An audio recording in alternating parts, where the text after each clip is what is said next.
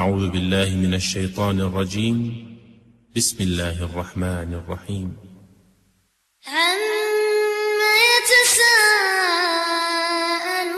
يتساءلون عن النبأ العظيم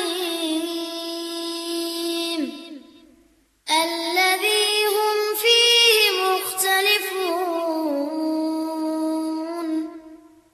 كلا سيعلمون ثم كلا سيعلمون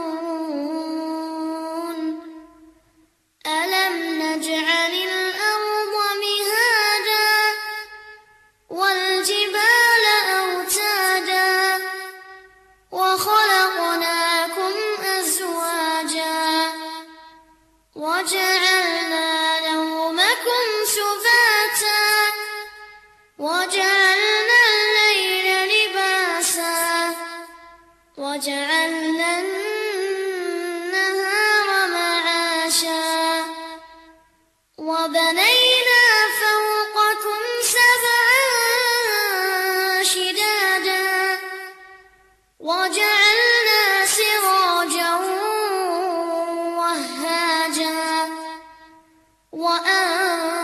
وأنزلنا من المعصرات ماء ثجاجا لنخرج به حبا ونباتا وجنات ألفافا إن يوم الفصل كان ميقاتا يوم ينفخ في الصور فتأتون أفواجا وفتحت السماء فكانت أبوابا وسيرت الجبال فكانت سرابا إن جهنم كانت مرصادا للطاغين مآبا لابثين فيها أحقابا لا يذوقون فيها بردا ولا شرابا إلا حميما وغساقا جزاء وفاقا إنهم كانوا لا يرجون حسابا وكذبوا بآياتنا كذابا وكل شيء أحصيناه كتابا فذوقوا فلن نزيدكم إلا عذابا إن للمتقين مفازا حدائق وأعنابا وكواعب أترابا وكأسا دهاقا لا يسمعون فيها لغوا ولا كذابا جزاء من ربك عطاء حسابا رب السماوات والأرض وما بينهما الرحمن لا يملكون منه خطابا يوم يقوم الروح والملائكة صفا لا يتكلمون إلا من أذن له الرحمن وقال صوابا ذلك اليوم الحق فمن شاء اتخذ إلى ربه مآبا إنا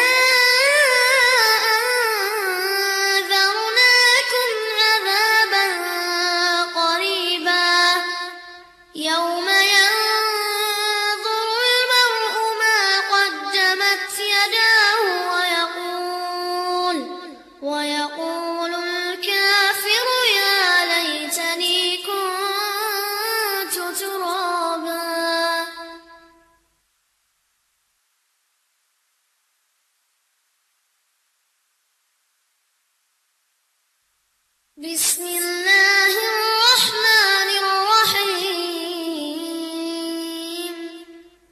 والنازعات غرقا والناشطات نشطا والسابحات سبحا فالسابقات سبقا فالمدبرات أمرا يوم ترجف الراجفة تتبعها الرادفة قلوب يومئذ واجفة أبصارها خاشعة يقولون أئنا لمردودون في الحافرة أئذا كنا عظاما نخرة قالوا تلك إذا كرة خاسرة فإنما هي زجرة واحدة فإذا هم بالساهرة هل أتاك حديث موسى إذ ناداه ربه بالواد المقدس طوى Assalamualaikum warahmatullahi wabarakatuh.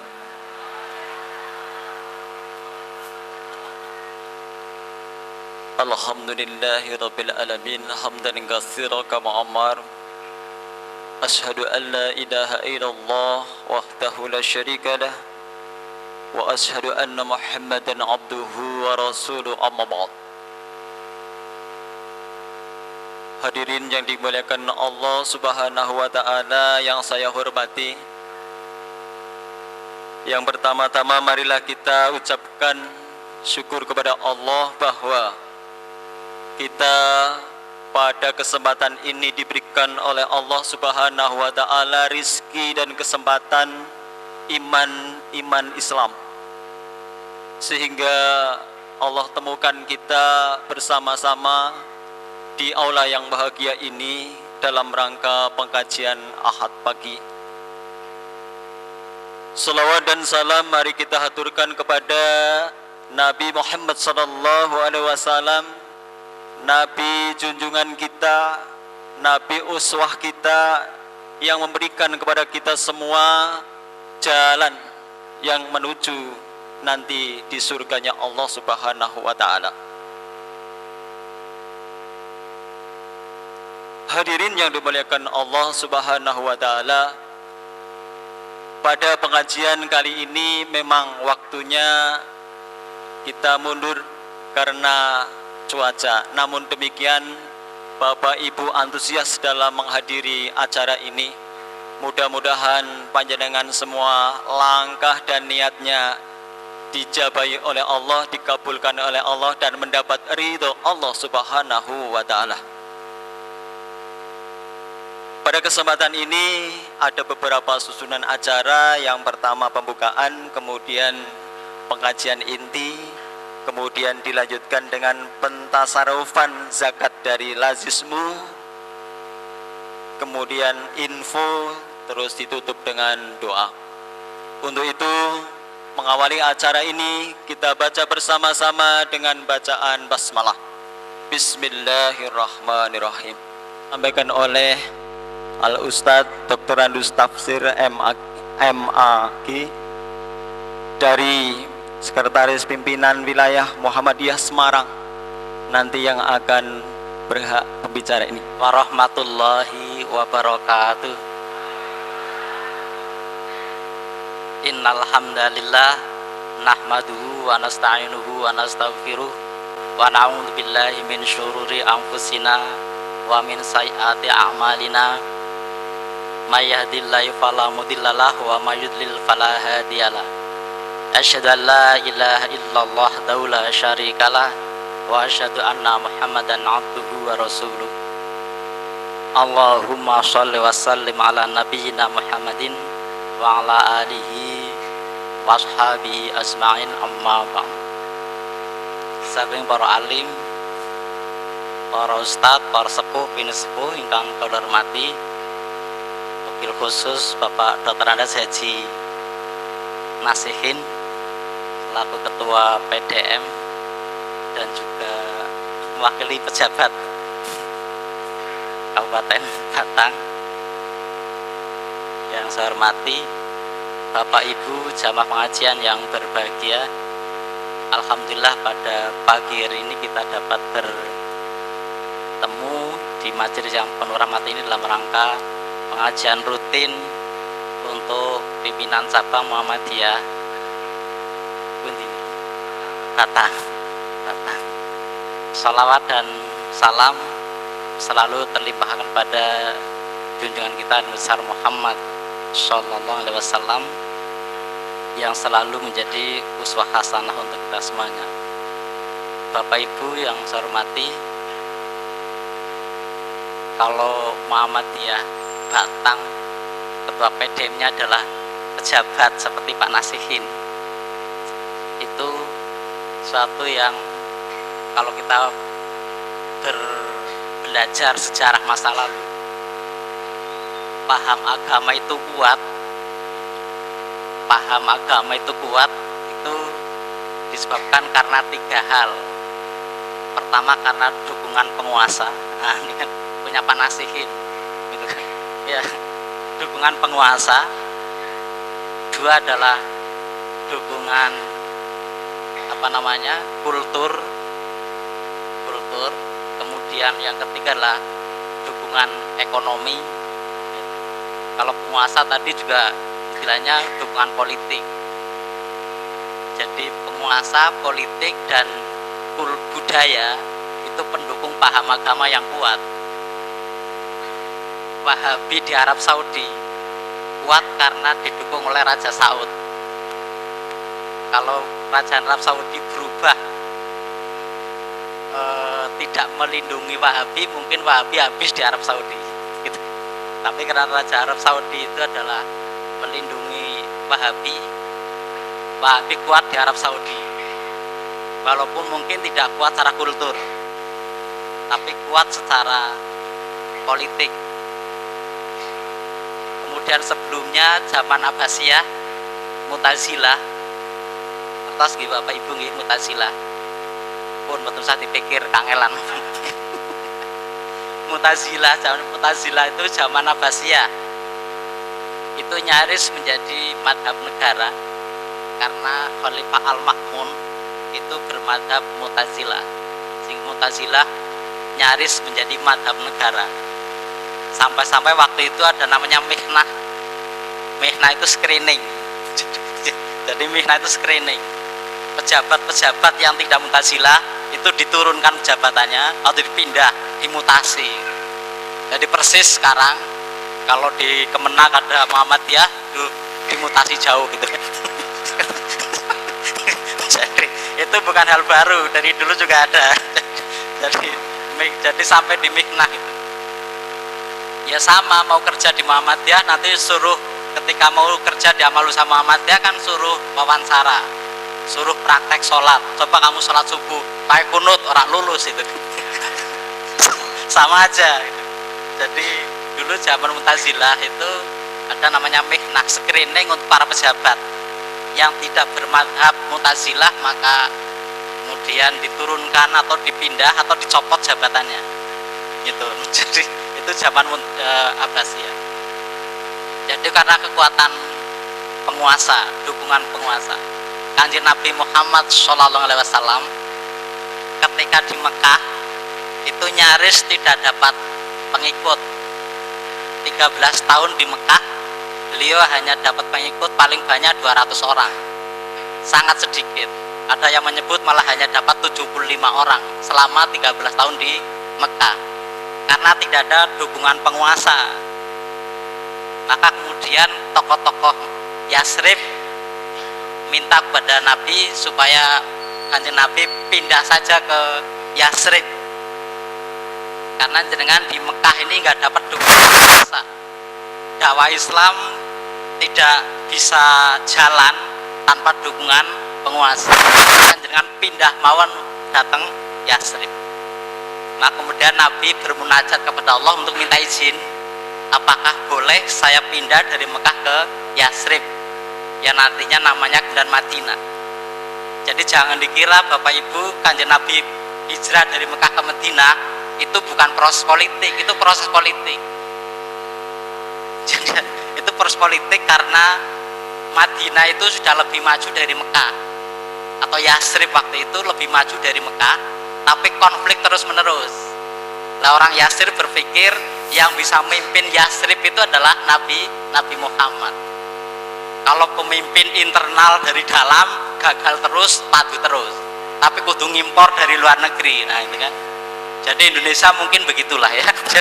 Jadi kalau presiden dari dalam negeri kok gelo terus, Pak Mahathir Muhammad diambil dari presiden Indonesia.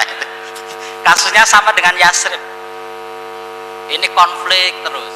Ini kalau kita ngelobi saja Nabi, sehingga pemimpin-pemimpin Yasrib itu 2 tahun lebih melobi Nabi supaya pindah ke Yasrib. Maka beliau bermunajat, kemudian Allah mengizinkan, maka beliau pindah dari Mekah ke Yasrib. Apapun agamanya, kemudian menyambut kehadiran beliau, saking senangnya beliau berkenan pindah dari Mekah ke Yasrib. Maka begitu di pintu gerbang untuk menyambut kehadiran Kanjeng Nabi, di gerbang rame-rame orang Yasrib, apapun agamanya, mengumandangkan lagu Tola'al Badru Alaina. Itu apal mboten jenengan Tola'al Badru Alaina? Muhammad orang itu berjanjian loh ya. Ini bukan masalah berjanjian, ini syair apapun agamanya. Jadi yang Yahudi yang mengucapkan Tola'al Badru Alaina, yang Kristen ya Tola'al Badru Alaina, orang ada hubungannya dengan agama, Bu. Jadi Tola'al Badru Alaina itu nggak ada hubungannya dengan agama, itu syair. Jadi lah, tapi karena itu orang Islam dipakailah untuk apa itu, untuk keserakalan gitu kan. Serakalan kalau ada kalimat asrokol badru alaina gitu kan. Jadi saking senangnya orang Madinah atau Yasrib waktu itu menyambut kehadiran Nabi dan rombongan, karena beliau dan sahabat mau pindah dari Mekah ke Yasrib, maka mereka disambut dengan gembira di pintu gerbang Yasrib dengan Tola'al Badru Alaina. Jadi Tola'al Badru Alaina miltaniyatil wada wajib syukru alaina mada'a lillahi ta'ala. Itu Tola'al Badru Alaina, telah muncul bulan purnama di tengah-tengah kita kan itu. Jadi Kanjeng Nabi digambarkan bagaikan bulan purnama, karena dulu kalau orang yang cantik bagus gambarnya seperti bulan purnama, tapi sekarang nggak lagi lah ya, ternyata bulan purnama tidak seindah yang digambarkan gitu kan. Makanya lalu gambarannya berubah. Jadi Tola'al Badru Alaina atau Asyraqal Badru Alaina, makanya acaranya namanya Syrokolan itu kan. Jadi ini nggak ada hubungannya dengan agama syair ini. Jadi apapun agamanya waktu mengucapkan Tola'al Badru Alaina karena saking senangnya. Kemudian dalam waktu sekejap, benar seperti yang diceritakan oleh para pejabat Yasrib, seandainya Kanjeng Nabi berada di Madinah atau Yasrib, insya Allah umat Islam akan cepat berkembang. Maka begitu Nabi sampai di Yasrib, Yasrib diubah namanya, bukan lagi Yasrib tapi Madinatun Nabi, kota Nabi, Madinatun Nabi, atau sekarang diubah menjadi Madinah Al-Munawwarah, Madinah yang bercahaya. Tapi dulu Madinatun Nabi, setelah Nabi dari Mekah sampai di Yasrib, kota itu diubah namanya menjadi Madinatun Nabi, kota Nabi. Jadi dan itulah titik awal keberhasilan umat Islam berkembang pesat, sehingga umat Islam berkembang pertama bukan di Mekah tapi di Madinah. Maka hukum-hukum Islam dibuat bukan di Mekah tapi di Madinah. Maka sebagian ulama menyebut kalau ada sunnah Nabi, sunnah sahabat, juga ada namanya sunnah Madinah. Jadi kalau dalam Quran, hadis, rumusannya tidak ditemukan tentang suatu hukum, orang bisa mengambil sunnah Madinah. Bagaimana masyarakat Madinah mengamalkan agama Islam itu bisa contoh. Itulah namanya sunnah Madinah. Jadi sunnah Nabi, sunnah sahabat, sunnah Madinah. Karena apa? Karena hukum Islam dibuat di Madinah. Sehingga begitu umat Islam sudah banyak ratusan ribu, baru Nabi ngajak bareng-bareng setelah 10 tahun. Nabi bareng-bareng untuk ke Makkah, berbondong-bondong.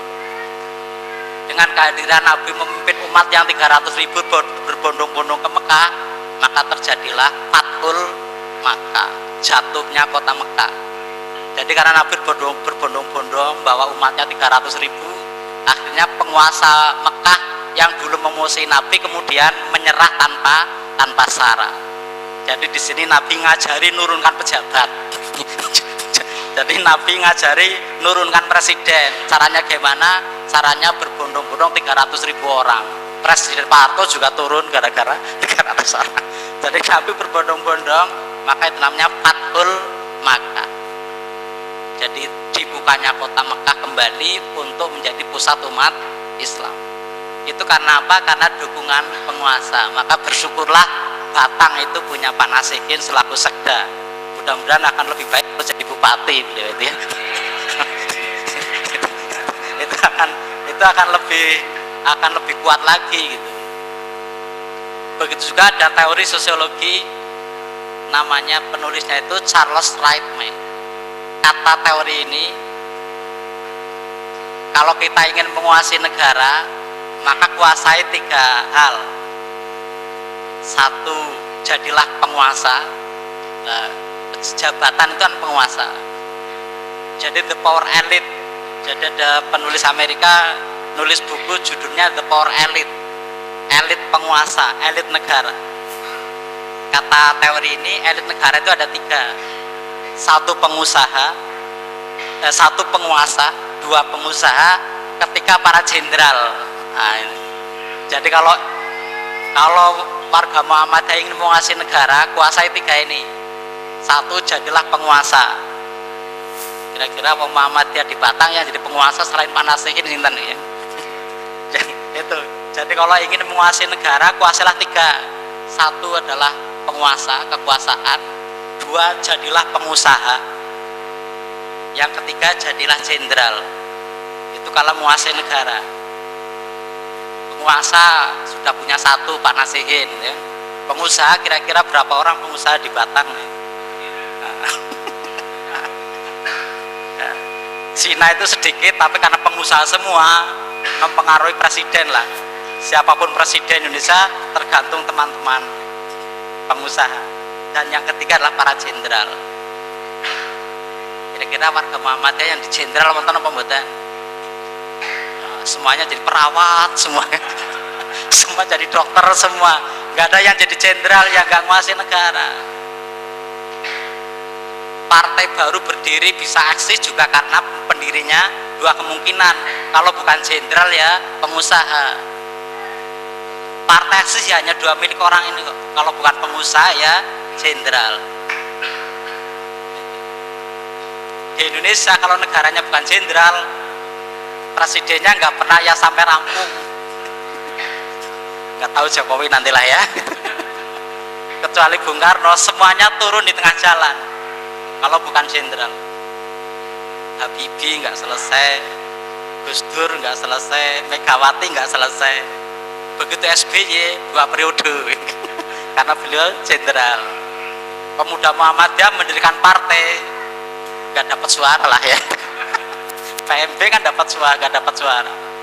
Tapi begitu jenderal pengusaha dapat eksis. Gitu. Jadi kalau negara yang menguasai yaitu. Oleh karena itu nanti setelah Pak Nasihin ada yang nyusul yang lain jadi pejabat lah ya. Kalau enggak ya jadi pengusaha. Kalau malam 12 jam tantangannya itu 12 jam menjadi 3, berarti 4 jam 4 jam sampai jam 10. 4 jam kedua jam 10 sampai jam 2. Jadi pas, gitu kan pas. Jadi ada 2 jam setengah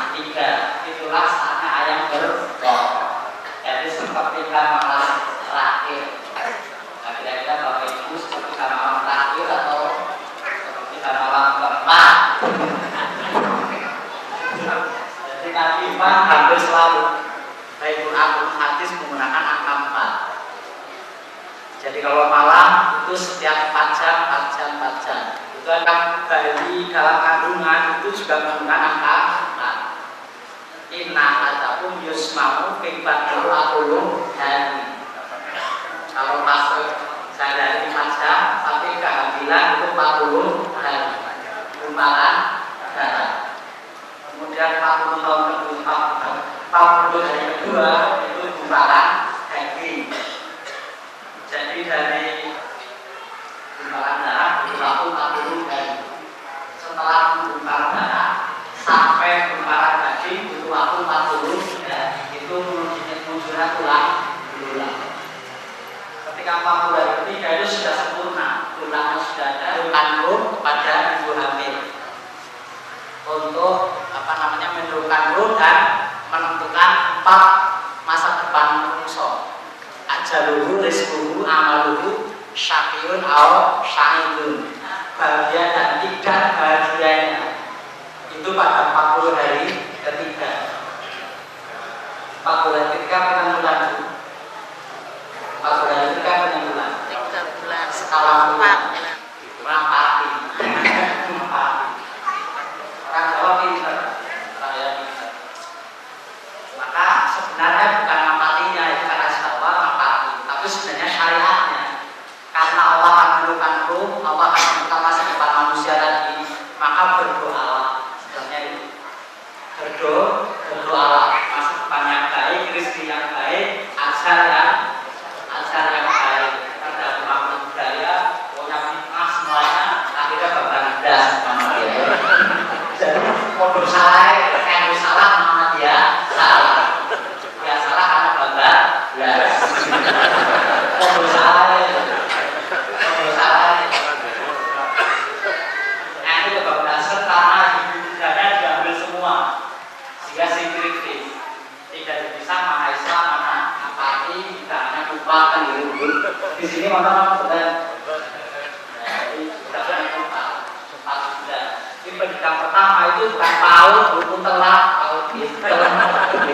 telat PAUD itu. Pendidikan pertama manusia itu yang 40 hari ketiga di ruang kelasnya namanya rahim kan itu. Mata pelajarannya tentang al-rahim, tentang kasih sayang. Siapa gurunya? Gurunya adalah Umi, ibunya. Maka ibu adalah guru pertama manusia itu. Dan bapaknya bukan guru tetap, tapi malah ngomong juga ya. Jadi itulah, maka ibu adalah guru pertama manusia. Makanya kalau bapak ibu buka rekening, yang ditanya bapak kandung atau ibu kandung dulu. Nah, apa hubungannya ya? Apa hubungannya? Ronaldo dari sana ibu kandung. Disitulah pentingnya karena ibu adalah guru pertama. Itu yang pertama. Yang kedua, ibu itu semuanya jelas, tidak ada ibu yang tidak jelas. Semuanya jelas keluar di rahim siapa. Tapi kalau bapak bisa tidak jelas sama itu. Makanya nggak ada pertanyaan siapa bapaknya dalam rekening bank itu. Jadi yang ditanya adalah ibunya, karena semua ibu jelas.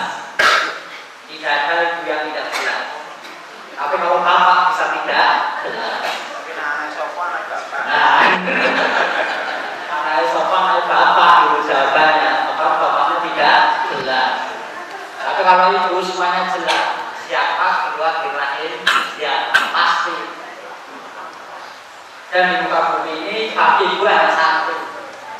Ya, di muka bumi ibu hanya satu. Tapi kalau bapak bisa keroyokan. Nah,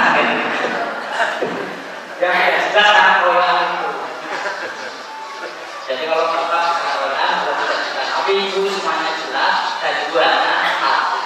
Itulah kenapa bang itu tidak ada pertanyaan siapa ayahnya, tapi siapa ibu kandungnya.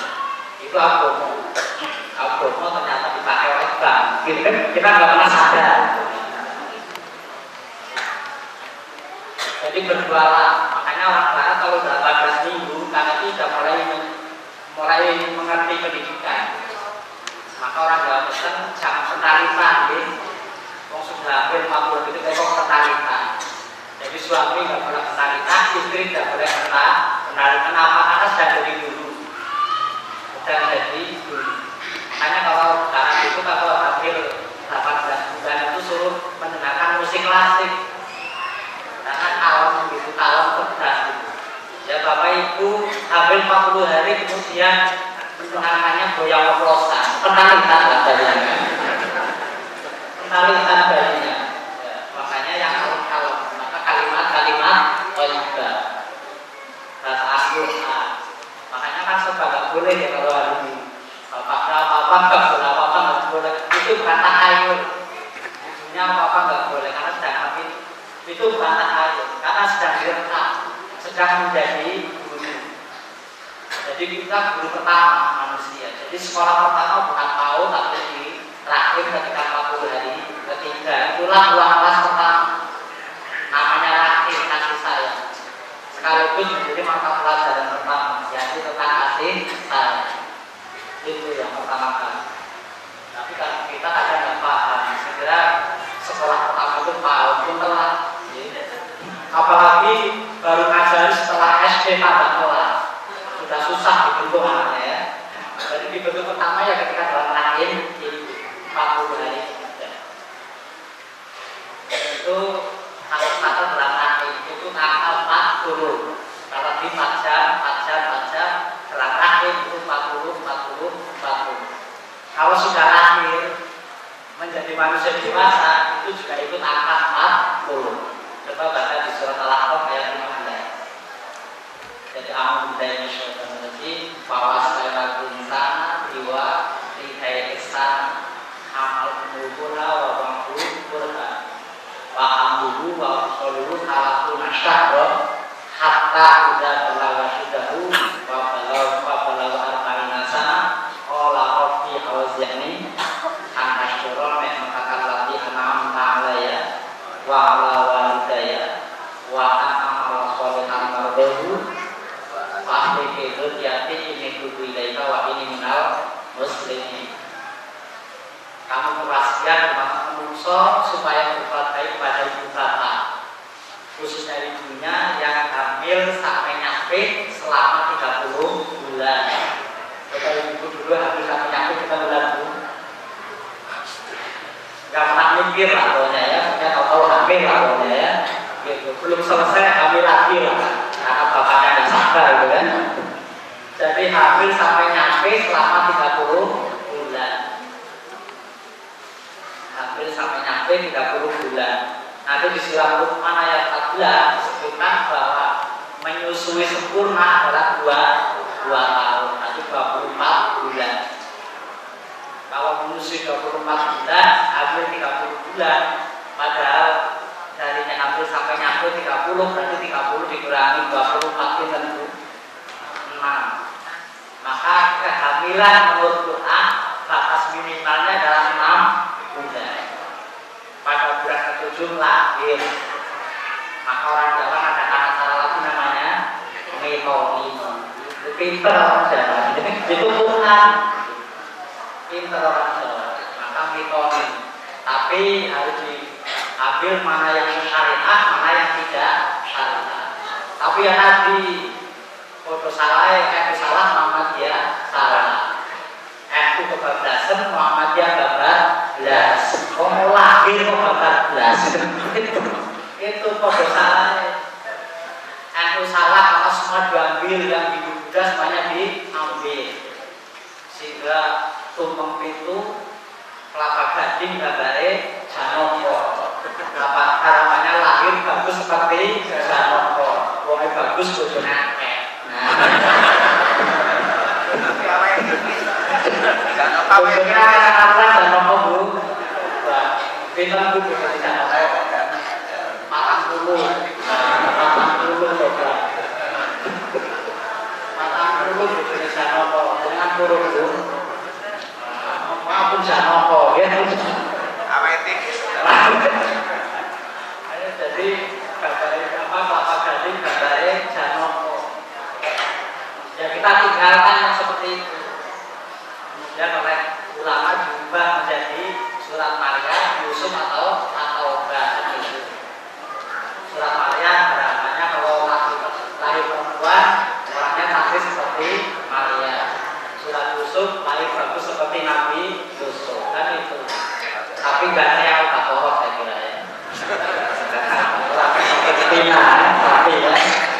Tapi nggak saya Al-Baqarah. Hanya maksudnya ini kan. Nah, Muhammadnya bagaimana? Intinya adalah bagaimana suami istri berdoa karena bayi mau lahir. Abun kosongan gitu, abun kosongan tentang pokok bintang, apa bintang keliru itu menjadi kebablasan atau bablas. Podo salah itu salah, Muhammad ya salah. Mari kita luruskan. Jadi karena mau lahir ya bagaimana didoakan yang sesuai dengan syariat. Jadi syariatnya apa? Syariatnya yang berdoa karena bayi mau lahir. Kenapa bulan ke-7? Karena memang hamil menurut Quran minimal 4 bulan pada bulan ke-7 lahir. Nanti maka nggak ada nyomong nih, karena nanti nyomong nih belum diselamati kalau lahir duluan itu. Maka bulan ke-7 pinter orang tua. Untuk waktu itu pinter, karena masih muda, maka nggak mungkin kalau langsung pengajian, makanya simbol. Nah, Muhammadnya yang seperti itu ditinggalkan, tapi berdoa sesuai syariat itu yang diambil pada bulan ke-7 adalah lahir. Karena 30 bulan dari hamil sampai nyampe. Sehingga kemudian manusia dewasa kepada Allah al-Qani'asan. Ketika manusia itu dewasa, benar-benar menjadi manusia ketika al-Qani'asan. Ketika usia 40 tahun. Dari menungso benar-benar menungso itu kisaran kalau benar 40. Jadi kalau bapak ibu kok masih penalitan, kita baru 40. Wis 40 kok masih penalitan, jadi menungso kok setan. Ya, itu wis 40 kok masih penalitan, wis 40 kok masih kecicilan, jadi menungso kok setan. Nah, ya sekarang dikoreksi bapak ibu, aku 40 penalitan moral. 40 itu menjadi manusia yang sudah benar-benar manusia, sudah makan ekonominya, makan berpikirnya itu 40. Maka biasanya keluarga 40 ini kritis. Biasanya selingkuh itu ya terjadi pada usia ini biasanya. Selingkuh macam-macam itu usia ini. Karena 40 makanya orang Barat menyebut life between 40. Kehidupan hidup itu dimulai usia 40. Ini kritis biasanya. Suami istri itu 40 itu kritis karena apa? Karena suami itu sudah suami mapan, tapi istri malah menopause. Nah, itu 40 kan? Istri menopause, suami mapan.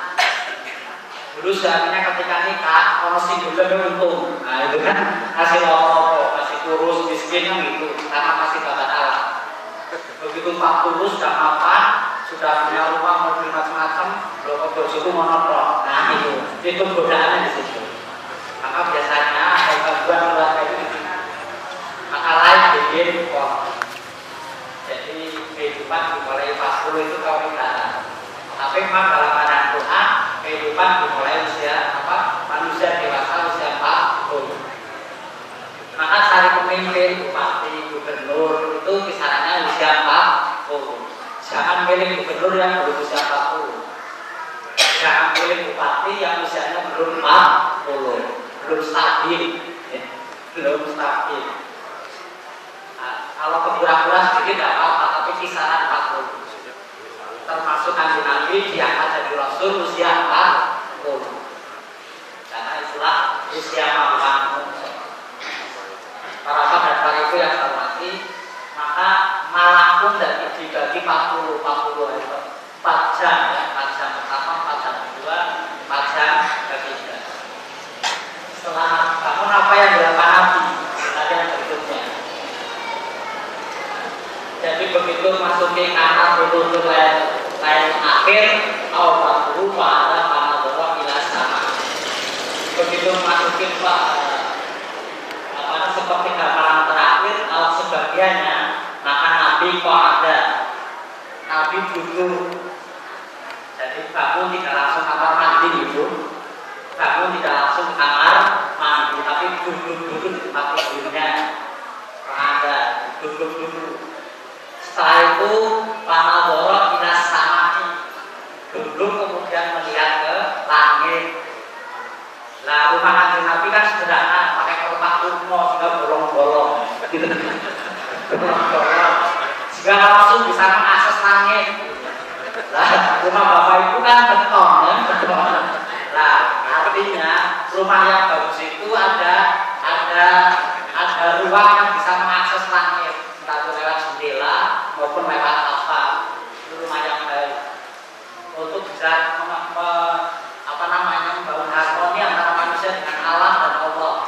Maka itu jadi melihat ke langit, tapi melihat ke langit bukan kemudian ngalamun, bukan. Melihat ke langit sambil baca innafi khalqis samawati wal ardh. Sampai apa pembuatan ayat itu?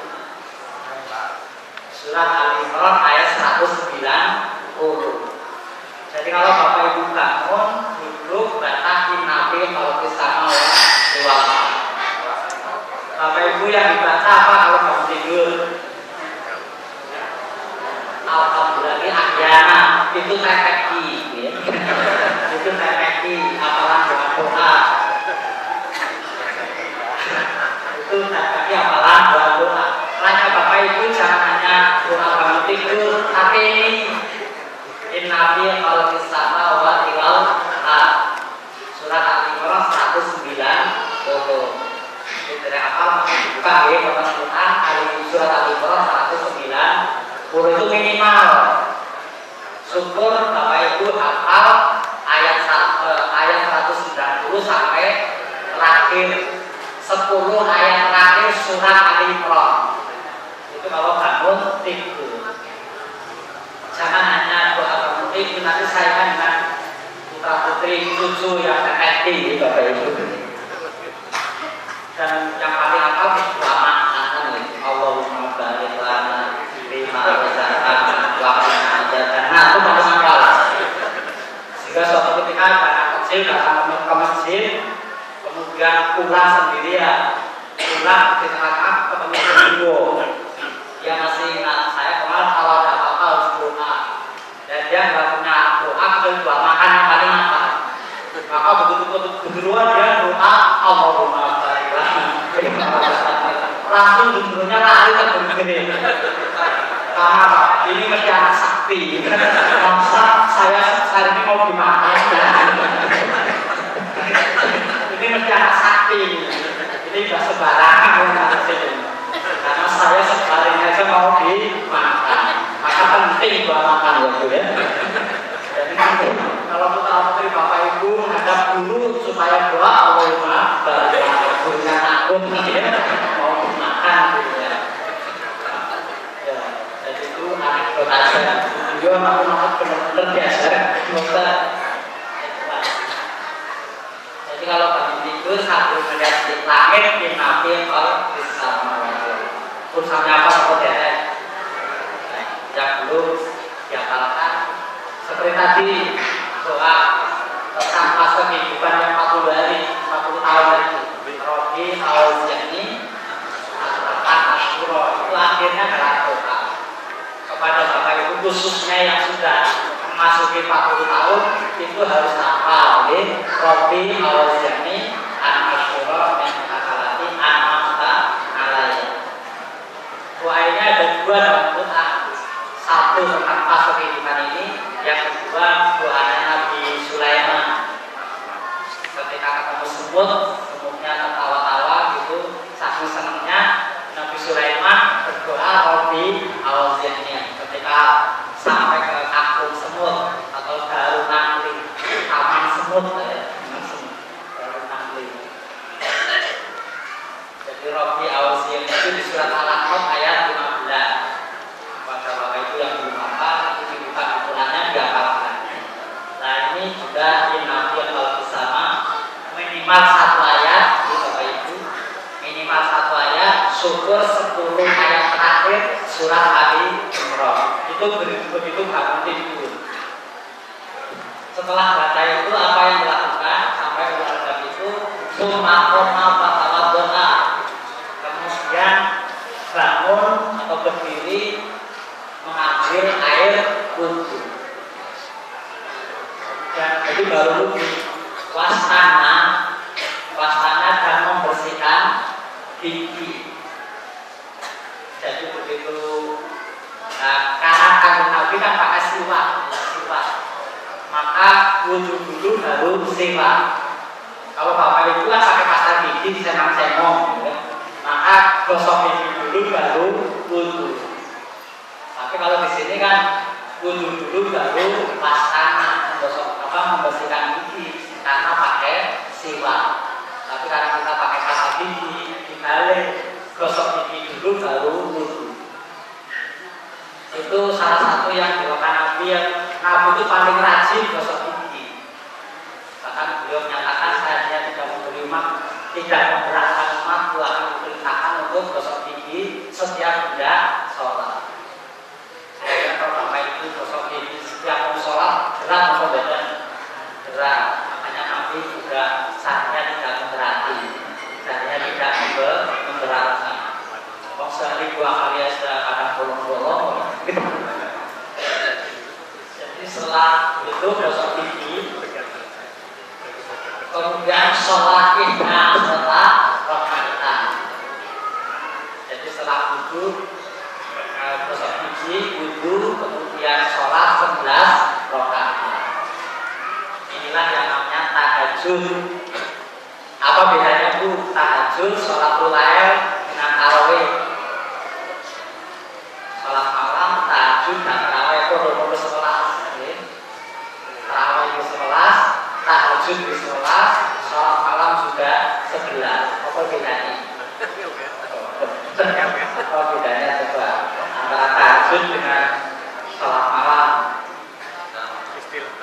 Sholat malam, sholat 11 rakaat setelah sholat isya tanpa perintah waktu dan tidak harus tidur terlebih dahulu. Itu namanya sholat malam. Tapi kalau tahajud seperti malam terakhir didahului dengan tidur terlebih dahulu. Itu tajwid penjelasan tajwid seperti itu. Kenapa tidur terlebih dahulu? Karena orang ngantuk. Mosok sholat jam 3 malam kok nggak tidur dulu? Ya malah terel lah ya, sholat terel. Tidur terlebih dahulu. Imam-imam dulu juga seperti itu. Imam Al-Ghazali juga sunahkan tidur terlebih dahulu, itu namanya tahajud. Tapi ke sholat malam tidak terikat itu. Nah kalau tarawih 11 rakaat pada malam bulan Ramadan, itu namanya tarawih. Sebenarnya tarawih adalah sholat malam pada bulan Ramadan, hanya dipindah, tapi sama-sama 11. Nah gimana kata Ustaz? Bangunnya kan sudah terlambat, ya sedapatnya tidak harus 9. Bangun kok sudah mau masuk subuh, ya sudah 1 rakaat saja. Lumayan witir kok. Dari 11 ini 4 plus 3, 8 rakaat ditambah witir 3. Tapi witir boleh 1 kalau terlambat tadi. Apalagi bangunnya sekarang 12 kabel. 12 kabel. Jadi 11 rakaat itu standarnya. Tapi kalau Bapak Ibu kok terlambat, ya sebenarnya berapa? Boleh 4 rakaat, boleh 2 rakaat, boleh 1 rakaat. Sedapatnya waktu yang masih bisa ditempuh. Tapi idealnya seperti kalau terakhir sudah bangun, maka 11 rakaat. Kalau Bapak Ibu bisa tidur jam 10, bangun jam 3 itu fresh. Tapi orang tidur baru jam 1 baru tidur ya, jam 3 masih lenger lah ya, masih melo. Setelah sholat 11 rakaat, kalau masih ada waktu, kalau masih ada waktu maka digunakan untuk baca Quran atau sampai menunggu datangnya waktu subuh. Maka begitu selesai 11 rakaat, maka Tsumma adzan Bilalun. Kemudian Bilal mengumandangkan adzan. Setelah Bilal adzan maka bisolati masolah rakatain, maka kemudian sholat 2 rakaat. Inilah yang namanya sholat sunnah fajar. 2 rakaat. Rakaat pertama setelah Fatihah baca Al-Kafirun, kedua baca Ikhlas. Dulu 2 rakaat. Itu namanya sholat sunnah fajar. Apa bedanya sholat sunnah fajar dengan qobliyah subuh? Dalam hadis tidak ada istilah sholat qobliyah subuh, adanya sholat sunnah fajar. Sholat sunnah fajar dan qobliyah subuh. Tapi ada ulama yang bedakan antara qobliyah subuh dengan sholat sunnah fajar, membaca. Tapi saya tidak ikut yang mana itu. Sholat sunnah fajar ya di rumah, bukan di masjid. Tapi karena Bapak Ibu kamunya terlambat, bangun habis sholat subuh, ya langsung ke masjid, ya sudah masbuk gitu ya. Jadi sholat dulu 2 rakaat di rumah, baru setelah itu datang ke masjid. Maka setelah sholat 5 sholat rakaat ini, bermakroja pasola dikasih absuha. Kemudian Nabi pergi keluar untuk sholat bareng-bareng orang lain, asyikah untuk sholat subuh. Nah itu kemudian Nabi mulai bangun sampai sholat subuh. Kira-kira Bapak Ibu sudah melampai hadis ini atau tidak? Kalau tiap hari mungkin enggak, tapi jangan baca belas ya. Walaupun sekali waktu mungkin seminggu sekali coba seperti ini ya. Walaupun mungkin ada seminggu sekali, seminggu kali 3, 2 minggu sekali, 2 minggu 3, sebulan sekali. Tapi jangan baca belas. Ya, coba sekali waktu seperti ini, mulai dari bangun tidur sampai sholat subuh.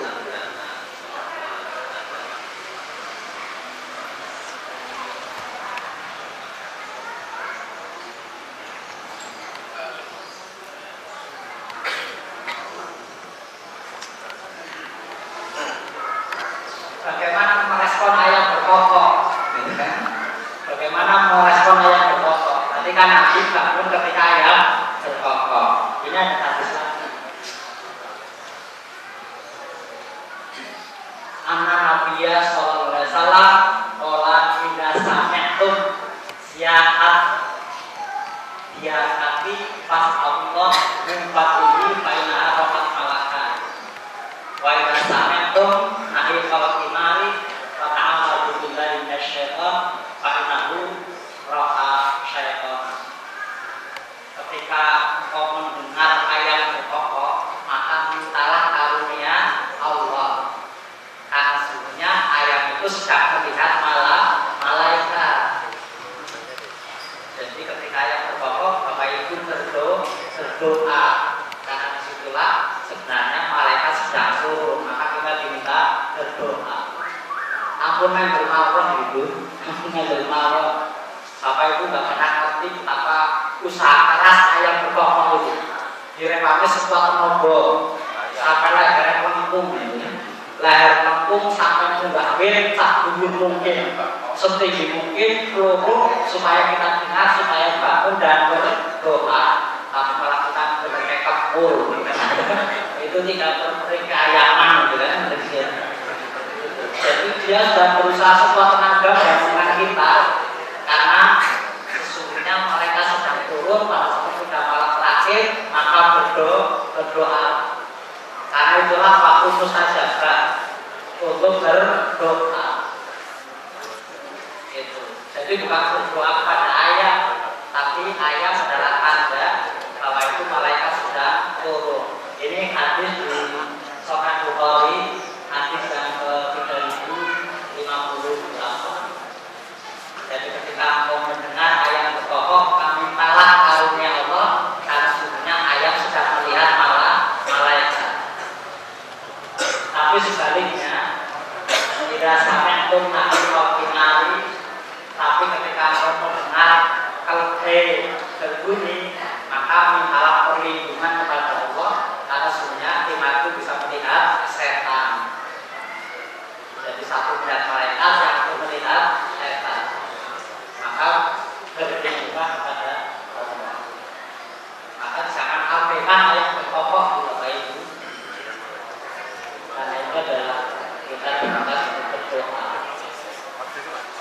Kalau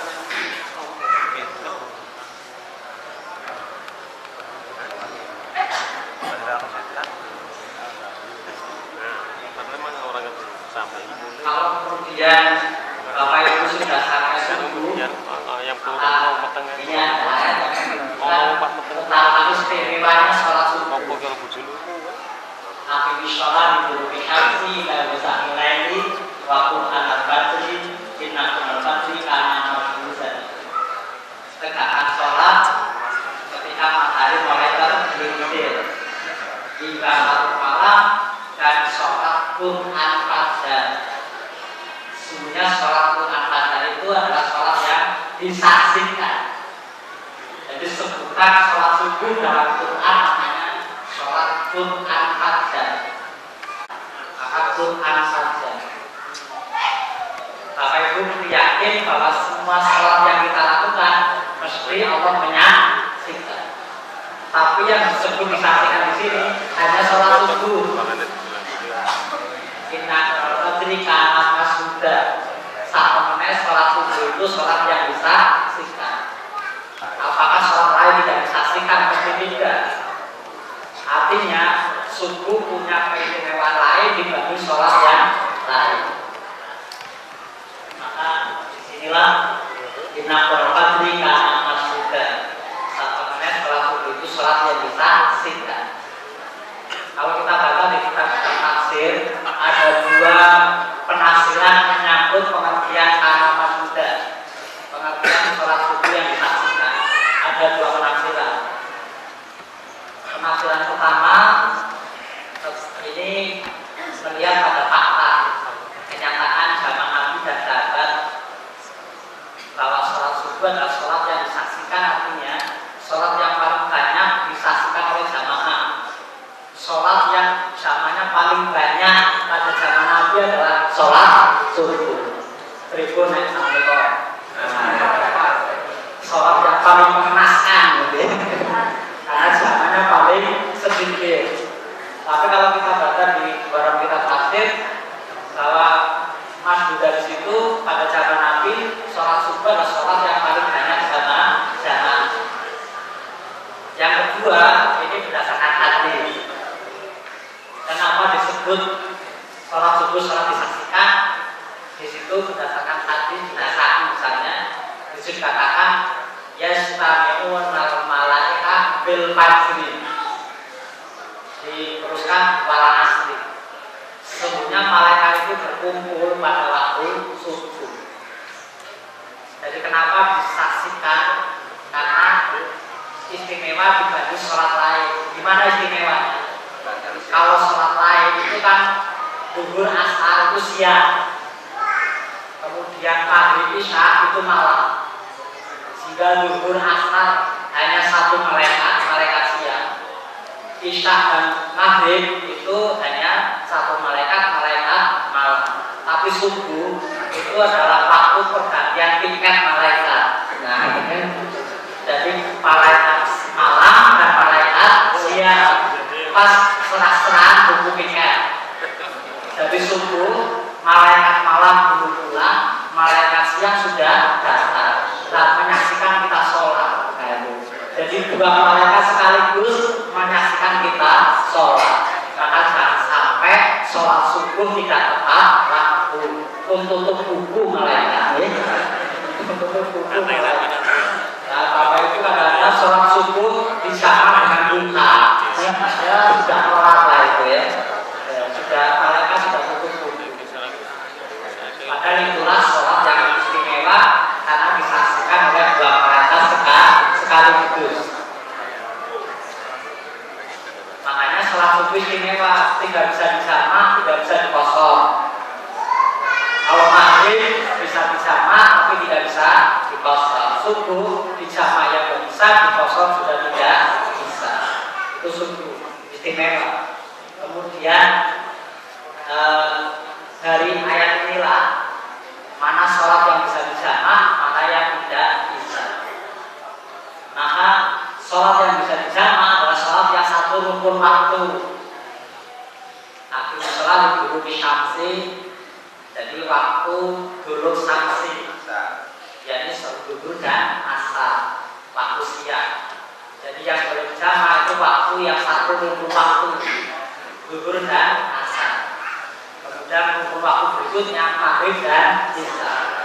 Tidak boleh jamak atau asar dan maghrib, walaupun jejer tapi sudah terhalang waktu. Tidak boleh jamak isya dan subuh. Jadi yang dijamak adalah satu rukun waktu, siang dan zuhur dan asar, malam adalah maghrib dan isya. Itulah yang bisa dijamak. Dan antara sholat yang dalam satu rukun yang bisa dijamak, seandainya ibu, bapak ibu terlambat, itu tetap bisa dilangsungkan sampai selesai. Misalnya bapak ibu sholat zuhur baru dapat 2 rakaat ada asar, bablas 4 rakaat ada salah bapak ibu, karena bapak ibu terlambat. Jadi kalau 2 rakaat atau dapat 3 rakaat tiba-tiba ada asar, padahal ibu sholat zuhur tetap berlangsung sampai 4 rakaat ada masalah, walaupun tidak baik, tapi tetap boleh diselesaikan sampai 4 rakaat.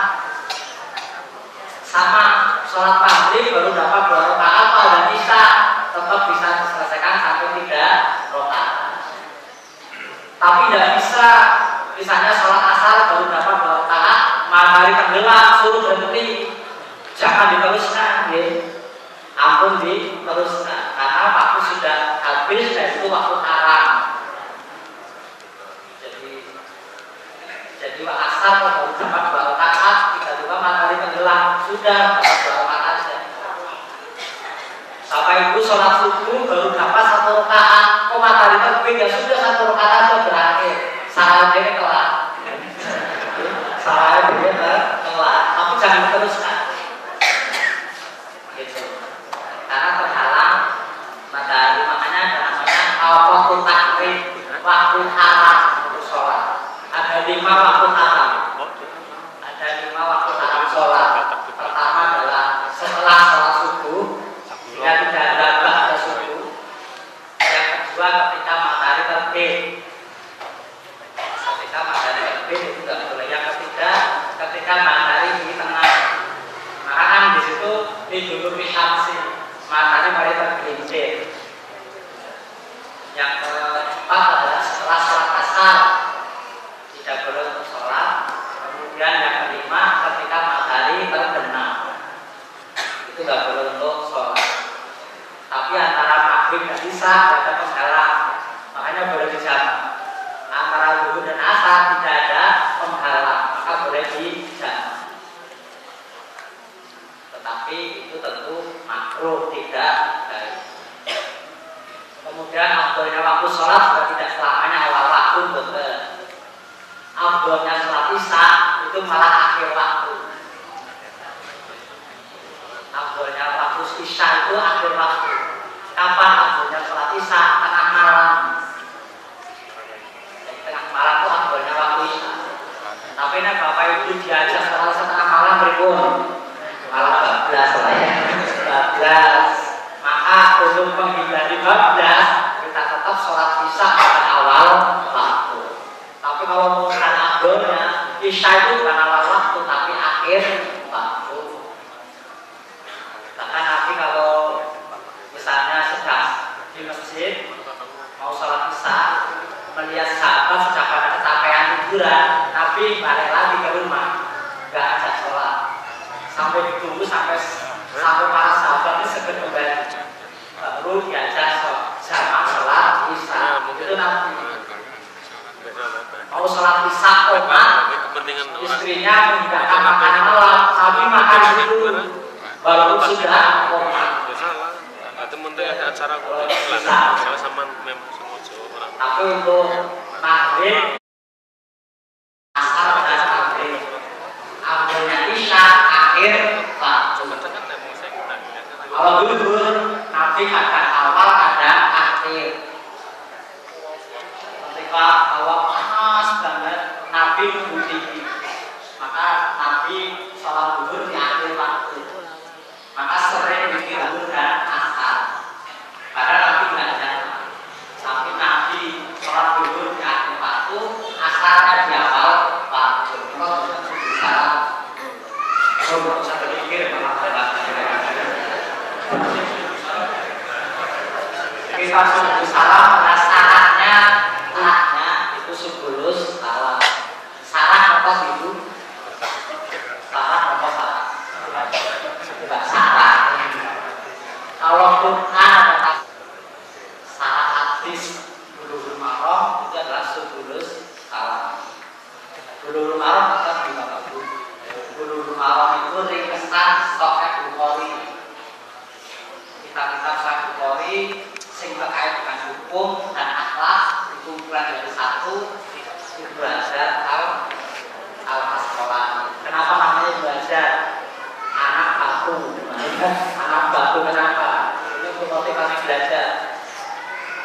Jadi belajar itu ceritanya kan anak bodoh. Bodoh mondok bertahun-tahun hasilnya liwat roh. Jadi mondok bertahun-tahun hanya bisa liwat kitab baca sebelas tidak ada yang bisa ya. Sehingga bertahun-tahun sampai kemudian dia putus asa. Ngapain saya mondok? Nyatanya tidak bisa apa-apa. Maka dia putus asa pulang. Ketika pulang dalam perjalanan dia melihat batu yang tetesan air. Luar biasa ini air. Batu sekelas ini bisa berlubang hanya karena gara-gara tetesan. Saya kira otak saya tidak sekecil batu lah, sudah. Itu belajar. Batu yang sekuat ini aja cair berlubang hanya karena air. Insya Allah otak saya itu tidak sekeras batu ini, sehingga otak saya masih bisa cair. Nah gara-gara batu ini dia pulang lagi pondok, dia tekun. Nah jadilah dia ulama besar, belajar dari batu. Maka namanya Ibnu Hajar, kan? Anak batu. Jadi itu motivasi. Bapak Ibu yang saya hormati, itu pengajian yang saya sampaikan kami bermanfaat. Maaf. Assalamualaikum warahmatullahi wabarakatuh.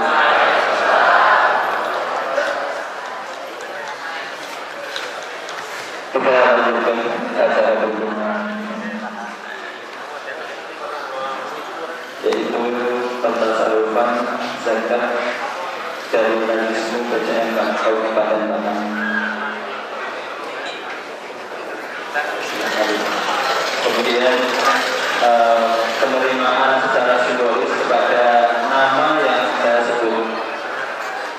Yang pertama Ibu Supiah, Ibu Sulit, Bapak Suwoto, Ibu Janatun, Ibu Nuri. Mohon hadir di depan sini.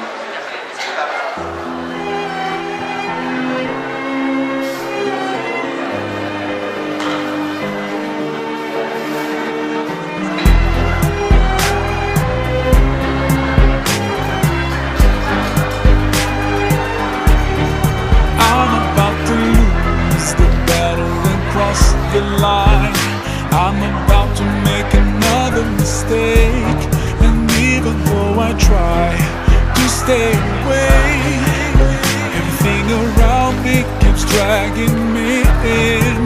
I can't help thinking to myself, what if my time would end today, today, today? Can I guarantee that I will get another chance before it's too late? Too late. Forgive me. My heart is so full of regret. Forgive me. Now is the right time for me to repent. Am I out of my mind? What did I do? Oh, I feel so bad. Every time I try to start over again. Infak pada pagi hari ini terkumpul 883.000 rupiah. Kemudian info berikutnya